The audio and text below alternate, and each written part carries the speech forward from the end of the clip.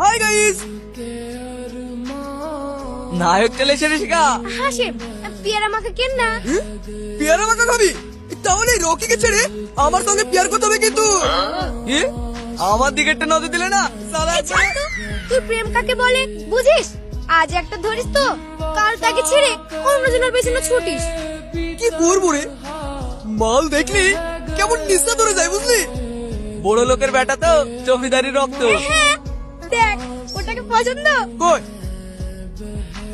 High ময়না। ও শিখা, এসো।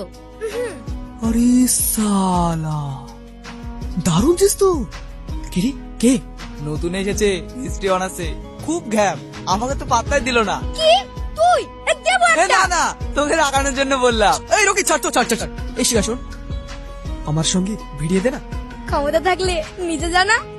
হ্যাঁ, আমি বাসি তুলে দিই। ইংনে না, আমি একাই চলে যাব। কিরে পারলি না এমনি লামাচিস? ও মেয়ে আলাদা, বুঝলি? এই কখন আসবে ভাবি? কলেজে গেছে ভাই, আসার সময় হয়ে গেছে, এক্ষুনি চলে আসবে। ভাগো, এই ছেলের তো একটা বিয়ে হয়েছিল বলছে। তা কি হয়েছে? হ্যাঁ, সার হয়ে গেছে তো। তাছাড়া আপনারাও তো বেশি টাকা দিতে পারছেন না, এখন ছেলির যা দাম। আমার ময়না দেখতে ভালো, পড়াশোনায় ভালো, স্বভাব চরিত্র নিয়ে কেউ একটা বাজে কথা বলতে পারবে না।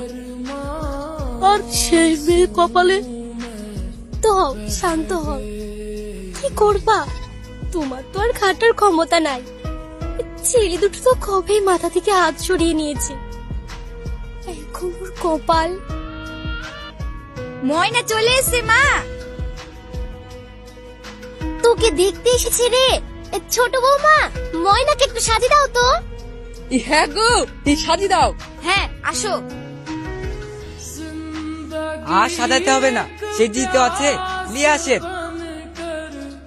মা, আমি এখন বিয়ে করব না, আমাকে 2 বছর সময় দাও। বিয়েটা কমপ্লিট হলে কিছু না কিছু আমি করবই। আপু কি ভালো ডাক্তার? হ্যাঁ গো, আমার মেয়ে চাকরি করবে। চাকরি পথে পড়ে আছে না? চেয়েছি বাড়িতে এসেছে, বিয়ে দিবা তো দাও, না হলে আমরা এসবের মধ্যে নাই। তোরা তো এমনিতে কিছু করিস নি, দোষ পক্ষে আমার মেয়ের বিয়ে বলে দাও। তা ভালো ছেলে কোথায় বাবা? টাকার জোর আছে তো তোমার?